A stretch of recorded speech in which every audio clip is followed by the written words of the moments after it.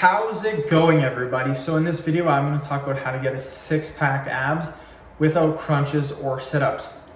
So before I get started, please subscribe to my channel if you guys haven't already. I do appreciate the support. It helps my channel grow. Please follow me on Instagram, DylanBird999.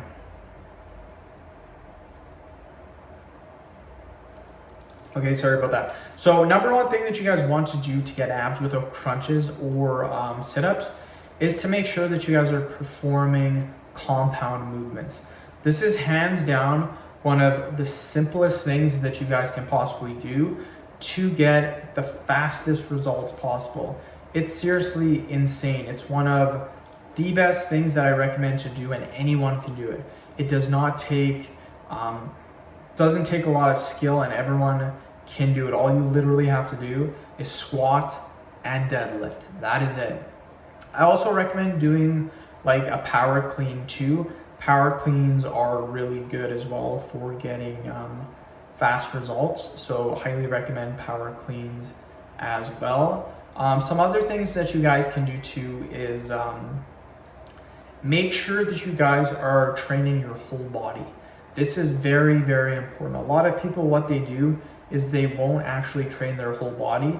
They'll train like, maybe they'll put a ton of emphasis on their arms or their back or their legs. So you need to make sure you're training everything equally for the best results possible. So really recommend doing that, and you guys will see some crazy results. So really recommend training your whole body with compound movements, and this will help you to get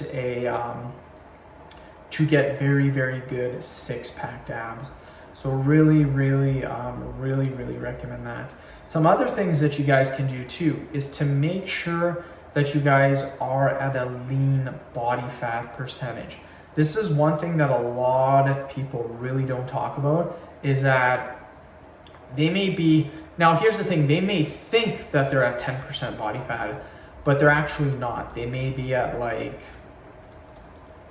15 or 16 or 17% body fat. I've seen on a lot of bodybuilding, powerlifting forums, people asking, hey, can you critic my physique? Or I'm at like 18% body, or I'm at like 10% body fat. And in reality, they're like 18 to 20%. So generally when people think they're at a certain body fat percentage, generally it's actually a little bit more than what they think. So if they think they're at 10% body fat, in reality, they're probably at 15, 16, 17%. So you really need to make sure that you guys are at a good body fat percentage. So yeah, end of video. Thank you guys so much for watching. Please subscribe to my channel if you guys haven't already.